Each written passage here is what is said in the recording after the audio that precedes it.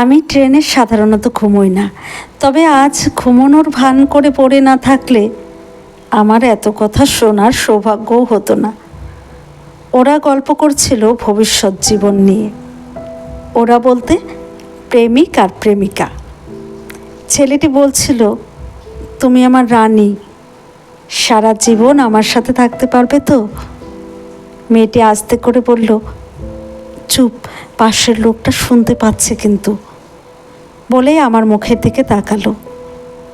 আমি তখন মনে মনে ভাবছি, এদের কথা শুনতে হলে চোখ বন্ধ করে পড়ে থাকতে হবে। সত্যি তো, মনের প্রাণের কথা বলবে একটু, সেটাও অন্য কারো কানে গেলে একটু অস্বস্তি হয় বটে। আমি তৎক্ষণাৎ চোখ বন্ধ করে ঘুমিয়ে থাকার ভান করলাম। ছেলেটি বলল, ও কিচ্ছু শুনতে পাবে না, ও তো ঘুমোচ্ছে। তারপর মেয়েটি জিজ্ঞেস করলো, তুমি কিসে চাকরি করবে তাহলে? কিসে আবার? পুলিশে। মাঠে দৌড়লেই হবে।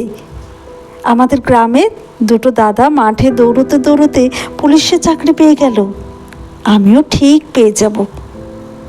মেয়েটি বলল, আমি তাহলে তো পুলিশের বউ, বন্দুক দিয়ে কি করে গুলি চালায় ওটা কিন্তু আমাকে শিখিয়ে দিতে হবে। তবে আমার কিন্তু ভীষণ ভয় লাগে পুলিশকে। কিসের ভয়? আমি পুলিশ মানে তো তুমিও পুলিশ, তুমি পুলিশের বউ। মেয়েটি ততক্ষণে পুলিশের বউ হয়ে গেছে। পুলিশের বউ তখন পুলিশকে জিজ্ঞেস করলো, এই, আমরা কোথায় হানিমুনে যাব তাহলে? পুলিশ গলার ভলিউমটা একটু জোর দিয়ে উচ্ছ্বাসের সঙ্গে বলল, একসঙ্গে 3টে জায়গায় হানিমুনে যাব।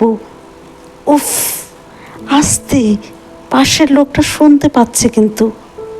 আরে চুপ করো তো, কেউ কিচ্ছু শুনছে না। পুলিশের বউ হানিমুনের প্রসঙ্গ ছেড়ে অন্য প্রসঙ্গে বলল, এই, আমি কিন্তু একটাই বেবি নেব। পুলিশ বলল, সিজার করে তো হবে, তাই একটা। আমি আর চোখ না খুলে থাকতে পারলাম না। ব্যাগ থেকে চশমাটা বের করে চশমার কাঁচটা মুছে নিয়ে পুলিশ আর পুলিশের বউয়ের দিকে এক ঝলক তাকিয়ে তখন ভাবছি, হানিমুন, বাচ্চা নেওয়া, সিজার, বাপরে বাপ, এত প্ল্যান, তাও এইটুকুন বয়সে। খুব বেশি হলে পুলিশ আর পুলিশের বউয়ের বয়স 11 কি 12।